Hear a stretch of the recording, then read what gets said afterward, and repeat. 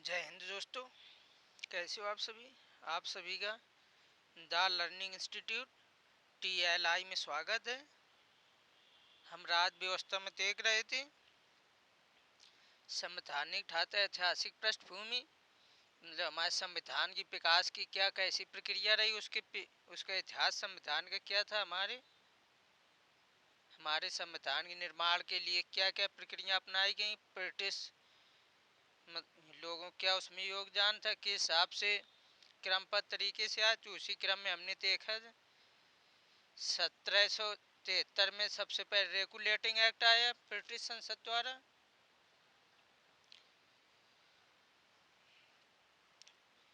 इसके बाद हमने देखा कि 1781 संशोधन अधिनियम, 1784 का पिट्स इंडिया एक्ट। इसी क्रम में हमने आगे देखा पिट्स इंडिया एक्ट के बाद 1786 का संशोधन अधिनियम, तो लॉर्ड कॉर्नवालिस की में। फिर इसके बाद देखा हमने कि 1793 में पहला चार्टर एक्ट आया, 1793 में पहला। इसके बाद कब पहला चार्टर एक्ट आया? 1793 में। इसके अगले 20 वर्षों बाद आएगा 1813 में दूसरा चार्टर एक्ट। अगले 20 वर्षों बाद आएगा 1833 का चार्टर एक्ट। फिर अगले 20 वर्षों बाद 1853 का चार्टर एक्ट, जिसे आज हम पढ़ेंगे। और ये प्रथम चार्टर एक्ट था। और 1853 का चार्टर एक्ट अंतिम चार्टर एक्ट होगा, क्योंकि 1853 के चार्टर एक्ट के बाद 1857 में क्रांति हो जाएगी। इसके बाद कंपनी का शासन समाप्त कर दिया जाएगा, सीधे ब्रिटिश महाराजा के हाथ में शासन चला जाएगा, ब्रिटिश क्राउन के हाथ में। तो उसके बाद फिर आएंगे भारत सरकार अधिनियम, भारत शासन अधिनियम आना स्टार्ट होंगे। तो आज हम दें 1853 के चार्टर एक्ट के संबंध में, तो अंतिम चार्टर एक्ट होगा।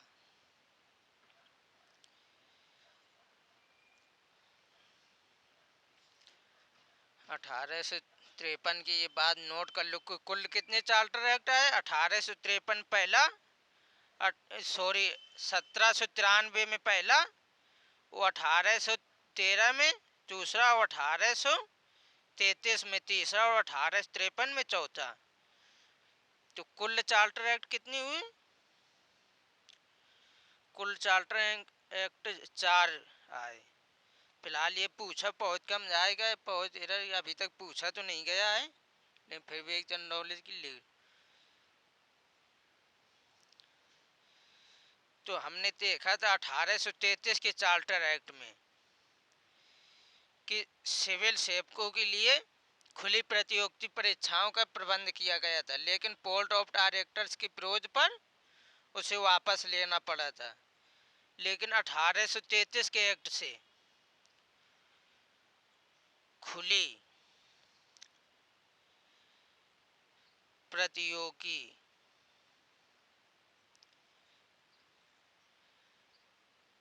परीक्षाओं की शुरुआत हो जाएगी।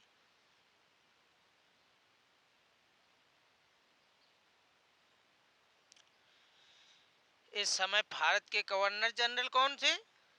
1853 में लॉर्ड डलहौजी। ये भी याद के किस गवर्नर जनरल काल में क्या हो रहा है काम? खुली प्रतियोगिता परीक्षाओं के प्रारंभ किसके? लॉर्ड डलहौजी काल में, क्योंकि 1853 के चार्टर एक्ट से हुआ। इस समय भारत में गवर्नर जनरल लॉर्ड डलहौजी थे। इसमें पहली बार गवर्नर जनरल की परिषद की विधायक शक्तियां एवं प्रशासनिक शक्तियां, पहले हमने पढ़ाया था प्रशासनिक शक्तियां एवं व्यापारिक शक्तियों को अलग किया गया। 1853 के एक्ट से विधायक शक्तियों और प्रशासनिक शक्तियों को अलग अलग किया गया। पहली बार क्या किया गया? विधायी शक्तियां तो कानून बनाने की शक्तियाँ होती हैं, विधायी शक्तियाँ।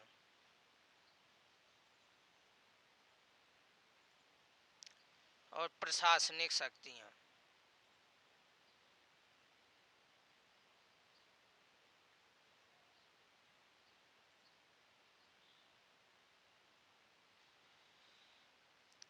इन दोनों को अलग अलग किया गया।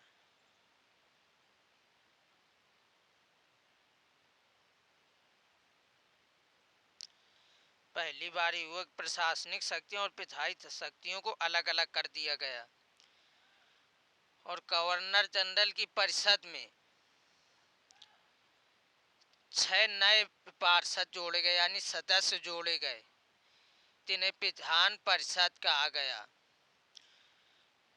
यानी कि गवर्नर जनरल की नई विधान परिषद का गठन किया, जिसे भारतीय केंद्रीय विधान परिषद कहा गया। इस परिषद ने एक छोटी संसद की तरह कार्य किया। इसमें वही प्रक्रिया अपनाई जाती थी जो इंग्लैंड के संसद में अपनाई जाती है, यानी ब्रिटेन की संसद में कार्य करने की जो प्रक्रिया थी वही इस परिषद की प्रक्रिया थी कार्य करने की। इसके अंतर्गत सेम वही मशीनरी अपनाई गई। फिलहाल वो ये छोटी थी और इंग्लैंड की संसद बड़ी होती थी। इसमें से जो 6 नए परिषद जोड़े गए, इनमें से 4 परिषदों का प्रांतीय सरकारों के से चुनाव होना था। जो प्रांतीय सरकारें थी उनसे चुनाव होना थे। कौन कौन प्रांत से चुन के 4 का आने गवर्नर परिषद में, ये 6 में से 4 सदस्य आने थे। चुनाव हो गए तो मनोनीत हो गए। तो 4 जो मनोनीत होने थे, एक बंगाल से आना था, एक मद्रास से, एक बम्बई से। ये जो 3 हो गए। चौथा कौन? चौथा उस समय तो आगरा प्रेसिडेंसी बन चुकी थी, आगरा प्रांत से आना था। यानी चार चुनाव हो गए आने थे। कहाँ कहाँ से आने थे? 3 तो मुख्य तो पहले पढ़ते आ रहे, बंगाल, मद्रास, बम्बई, और चौथा आगरा। ये 4 जगह से आने थे। तो इन्हीं को हम नोट कर लेते हैं। और सबसे इस यानी 1853 के चार्टर एक्ट की पृष्ठभूमि अनोखी थी। अब अनोखी कैसी थी? अभी तक जितने चार्टर एक्ट आए सब में कंपनी के शासन के बढ़ा के एक ये लिमिट तय की गई कि 20 वर्षों के लिए इनका अधिकार बढ़ाया जा रहा। इसमें कहा गया कि जब तक क्लिप विस्तृत किया गया तब तक इंग्लैंड राजशाही के विश्वास रहे। यानी अनोखी थी कंपनी का अधिकार।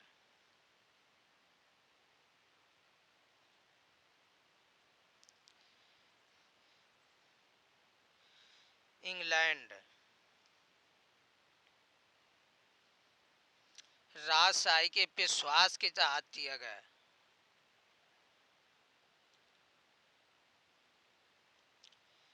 कि विश्वास तक, यानी जब तक इंग्लैंड राजशाही के विश्वास है तब तक कंपनी राज करती रहेगी। यानी इससे पर कि कभी भी संसद कानून बनाकर कंपनी का शासन समाप्त कर देगी। यही परिणाम हमें देखने को मिलेंगे। 1857 क्रांति के बाद संसद कानून बना कंपनी का शासन समाप्त कर देगी 1858 के भारत शासन अधिनियम के द्वारा, और सीधे राजशाही को उसमें ले लेगी।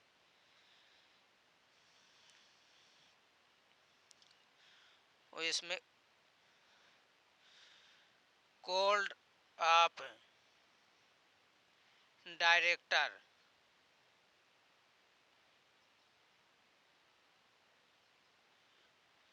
कोड ऑफ डायरेक्टर संख्या तो उसमें क्या 1773 के एक्ट में 24 नियुक्त की गई थी रेगुलेटिंग एक्ट्स में। अब इसमें 24 से 18 कर दी जाएगी, कर दी।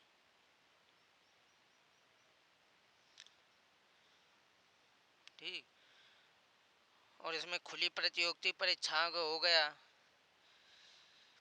और इसमें तो 1833 में हमने बताया था एक पृथ्वी सदस्य की नियुक्ति की गई थी, और 1833 में पृथ्वी सदस्य की नियुक्ति की गई थी। पहला पृथ्वी सदस्य कौन बने थे? Lord Macaulay. तो पृथ्वी सदस्य को वोट देने का अधिकार, यानी पूर्ण सदस्य नहीं था 1833 के। 1853 के चार्टर एक्ट द्वारा पृथ्वी सदस्य को पूर्ण सदस्य का दर्जा दे दिया जाएगा। सदस्य को पूर्ण सदस्य, यानी आप उसे मत देने का भी अधिकार प्राप्त हो जाएगा। अब अन्य सदस्यों के तरीके से पूरे काम ये कर सकेगा। पहले कुछ इसके मतलब पृथक समाज में सलाह देने कुछ इसके काम नियत किए गए थे, सभी काम बराबर हकदार नहीं था, इससे वो पूरा हो गया। और हमने इसमें विधायी शक्तियाँ और प्रशासनिक शक्तियाँ अलग अलग कर दी गई। सिविल सेवकों के लिए खुली प्रतियोगी परीक्षा की शुरुआत की गई। इसके साथ 1833 के 1854 में ही मैकाले की समिति एक खुली प्रतियोगी भारतीय सिविल सेवकों के संबंध में एक समिति का गठित किया गया मैकाले की अध्यक्षता में। सिविल सेवा से संबंधित 1854 में एक मैकाले की अध्यक्षता में समिति गठित की गई, जो इस प्रतियोगिता परीक्षाओं के में वो 4 सदस्यों को हमने बता दिया कहाँ कहाँ 6 चुनने थे, तो उसमें 4 बंगाल, मद्रास, मुंबई और आगरा से नोट कर लो, यहाँ से चुन के आने थे।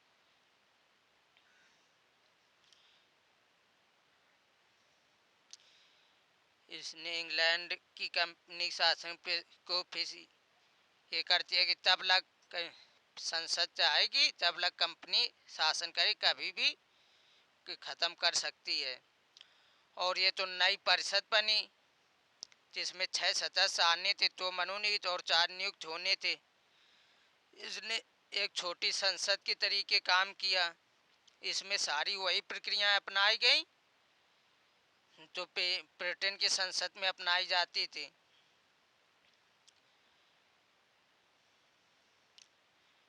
6 नए सदस्य जोड़े गए।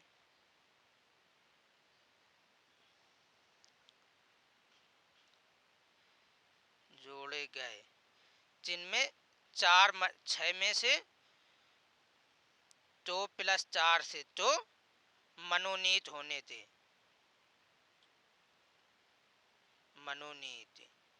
और 4 का चुनाव होना था प्रांतीय सरकारों के द्वारा।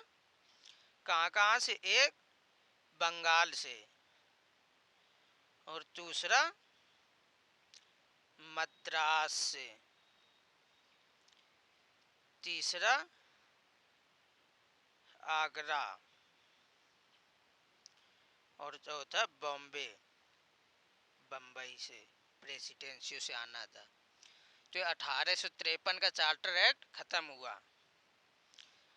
अब कल हम पढ़ेंगे 1858 का भारत शासन अधिनियम, क्योंकि अब कंपनी का शासन उससे समाप्त हो जाएगा और जात का शासन आ जाएगा। कंपनी के शासन के अंतर्गत लास्ट चार्टर एक्ट आया था। इसके बाद आज की क्लास तो यहीं तक दोस्तों। क्लास कैसी लगी कमेंट कर्म के जरूर बताएं।